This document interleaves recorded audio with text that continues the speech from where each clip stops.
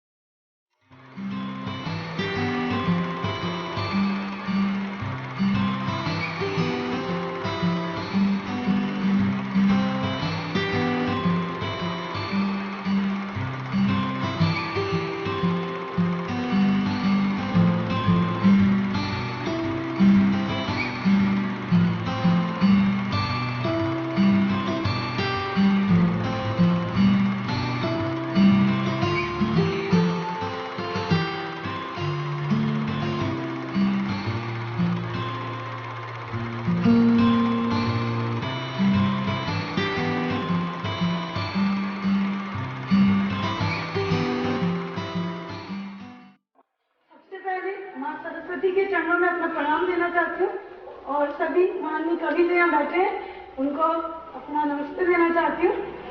स्वागत स्वागत। मेरे लिए बहुत सौभाग्य की बात है मुझे आज ये मंच मिला यहाँ पर बोलने का।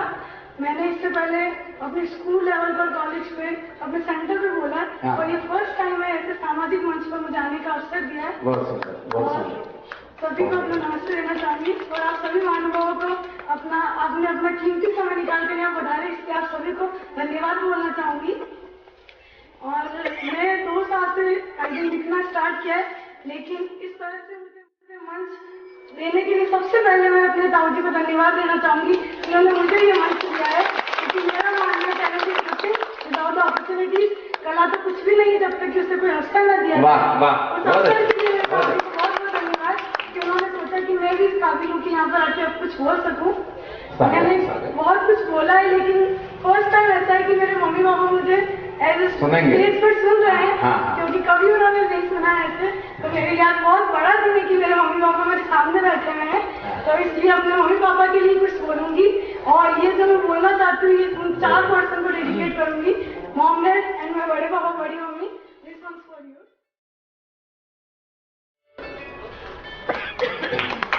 मुझे याद है वो बचपन जब मैं माँ पापा के साथ चलती थी, तब मैं जमीन पे कम और उनकी गोद में ज्यादा पलती थी।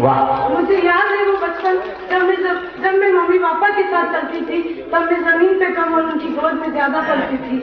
वो जब मेरी माँ मुझे लोरियां सुनाती थी, जाने कैसे मेरी आंख लग जाती थी।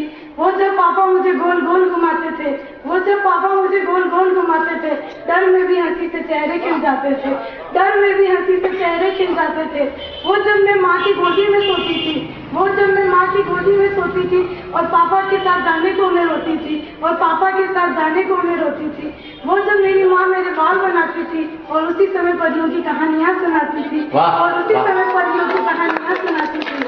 मुझे याद है वो बचपन जब मैं माँ पापा के साथ चलती थी, तब मैं जमीन पे कम और उनकी गोद में ज्यादा पलती थी। वो जब मेरी माँ छत पे कपड़े सुखाने जाती थी और मैं उनके पीछे पीछे चली जाती थी और अपने पाँव जलाती थी। वो जब मेरी माँ छत पे कपड़े सुखाने जाती थी और मैं उनके पीछे पीछे चली जाती थी और अपने पाँव जलाती थी, फिर वो कैसे मेरे पाँवों पर फूंक लगाती थी, फिर कैसे वो जब मैं पापा के पीछे पीछे चली जाती थी, कहीं खो न जाऊं इसी डर से वो रुक जाते थे, कहीं खो न जाऊं इसी डर से वो रुक जाते थे।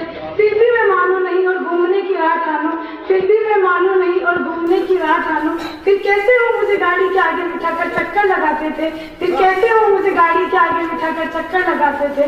फिर मैं जब थोड़ी बड़ी हुई, फिर मैं जब थोड़ी बड़ी हुई, अपने पैरों पर खड़ी हुई, फिर मैं जब थोड़ी बड़ी हुई, अपने पैरों पर खड़ी हुई, लोगों ने कहा कि जाऊं और अपना कल बनाऊं, लोगों ने कहा कि जाऊं और अपना कल बनाऊं। लेकिन उस कल के लिए अपने सुनहरे कल को मैं कैसे भूल जाऊं, लेकिन उस कल के लिए अपने सुनहरे कल को मैं कैसे भूल जाऊं।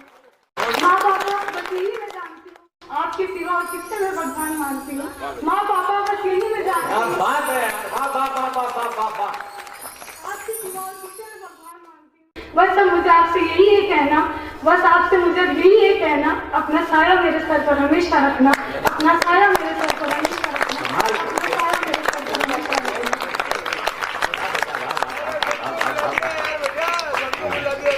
रखना।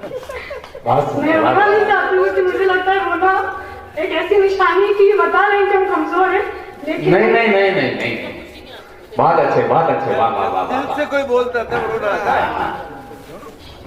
एक बात और मानना चाहती हूँ, बीइंग एज अ गर्ल, एक लड़की होने पर हमेशा जब भी किसी के मन में क्वेश्चन मार्क हमेशा आता था।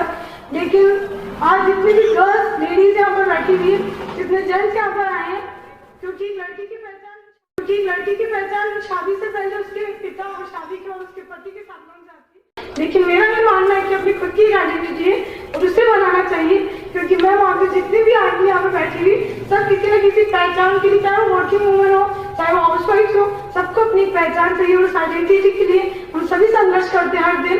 तो ये कविता जो मैं बोलूंगी सिर्फ जो लेडीज यहाँ पे बैठी हुई, सिर्फ उनके लिए, क्योंकि कहीं ना कहीं मैं एक लड़की हूँ, इसलिए इस बात को बहुत अच्छे से समझ सकती हूँ कि हम सबको स्वागत है, बहुत अच्छे, वाह। एक बार तालियां बजाकर आप स्वागत करें।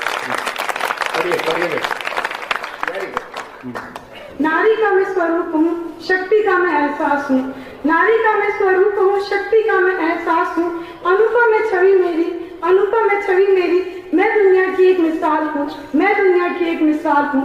कायम हूँ अपने सपनों पर, कायम हूँ अपने सपनों पर, नहीं टंगने दूंगी खुशियाँ बिन दीवारों पर, नहीं टंगने दूंगी खुशियाँ बिन दीवारों पर, कायम हूँ अपने सपनों पर, नहीं टंगने दूंगी खुशियाँ बिन दीवारों पर। नारी का मैं स्वरूप हूँ, शक्ति का मैं एहसास हूँ, अनुपम है छवि मेरी, मैं दुनिया की एक मिसाल हूँ। निर्भया दामिनी, नहीं बनने दूंगी अब किसी को, जिन्होंने छीनी है जिंदगी मासूमों की, अब सबक सिखाऊंगी उनको। काया के गाँव तो मिट जाएंगे, काया के गाँव तो मिट जाएंगे, आत्मा को कैसे अब मैं ये समझाऊंगी। नारी का मैं स्वरूप हूँ, शक्ति का मैं एहसास हूँ, अनुपम है छवि मेरी, मैं दुनिया की एक मिसाल हूँ। हाथों में चूड़ियां तो शोभित करती है, हाथों में चूड़ियां तो शोभित करती है, पर हर जरूरत पे त्रिशूल को भी मैं धारण करती हूँ, हर जरूरत में त्रिशूल को भी मैं धारण करती हूँ। चुप हूँ पर कमजोर नहीं, कोमल हूँ पर नक्शेहीन नहीं, चुप हूँ पर कमजोर नहीं, कोमल हूँ पर नक्शेहीन नहीं, नजरों में मासूमियत तो है पर डर नहीं। नारी का मैं स्वरूप हूँ, शक्ति का मैं एहसास हूँ, अनुपम है छवि मेरी, मैं दुनिया की एक मिसाल हूँ। दुनिया को अब ये बताना है, नारी को एक नया मुकाम दिलाना है। कैसे सोचे लोग ही अबला है, जो सोचे उनका अब सोच बदलना है। कैसे सोचे लोग ही अबला है, जो सोचे उनका अब सोच बदलना है। नारी को दुनिया पे नहीं दिलों पे राज करवाना है, नारी को दुनिया में नहीं दिलों पे राज करवाना है। ये प्रण है मेरा, हर नारी को एक इंदिरा प्रतिभा बनाना है, हर नारी को एक इंदिरा प्रतिभा बनाना है। नारी का मैं स्वरूप हूँ, शक्ति का मैं एहसास हूँ, अनुपम है छवि मेरी, मैं दुनिया की एक मिसाल हूँ।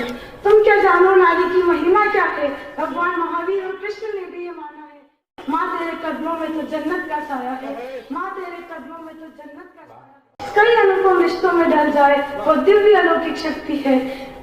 नारी का मैं स्वरूप हूँ, शक्ति का मैं एहसास हूँ, अनुपम है छवि। एक बार जोरदार तालियां बजाकर बताया। बहुत शुक्रिया आपका। और बेटा बहुत अच्छा, बहुत अच्छी तुमने कविता पढ़ी। मुझे